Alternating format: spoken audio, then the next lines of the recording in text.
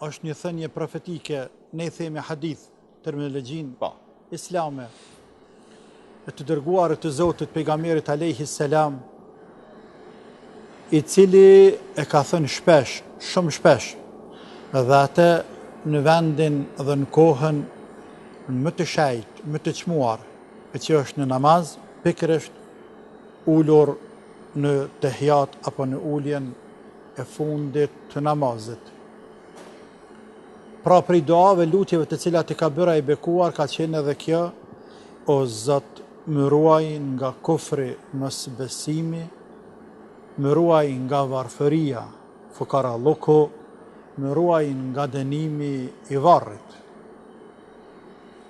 Vetë fakti se e ka zgjedhur me thonë këtë dua, me bërë këtë lutje, në vendin apo në kohën, në vendin e fjala ulur, në namaz, është shenjë që tregon dhe argument i qartë për rëndësinë e madhe që ka kushtuar Islami besimit përballë mosbesimit dhe pasurisë përballë varfërisë. Po, sepse ekziston edhe një koncept i tillë që unë faktikisht edhe individualisht e kam ndeshur shpeshherë.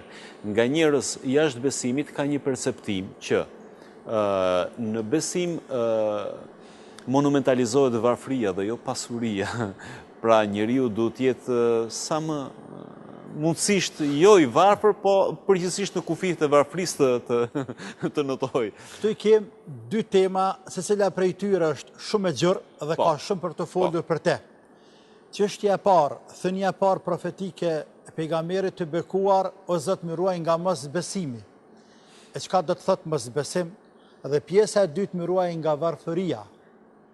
Janë të ndara, por të njëjtën kohë dhe bashkohen. Ai ka bashkuar në të njëjtën lutje dua, e që jep me kuptu se ka një lidhje mes këtyre dyjave.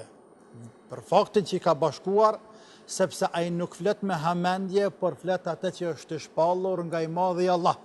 Andaj fjalët e tina, radhitja, forma e fjalëve, vendit që i thot, secila prej tyre e ka vendin e vet, kohën e vet, me një precizitet të përkryer, sepse është thjesht inspirim dhe shpallje dhe frymëzim prej anës së Allahut Azza wa Jall.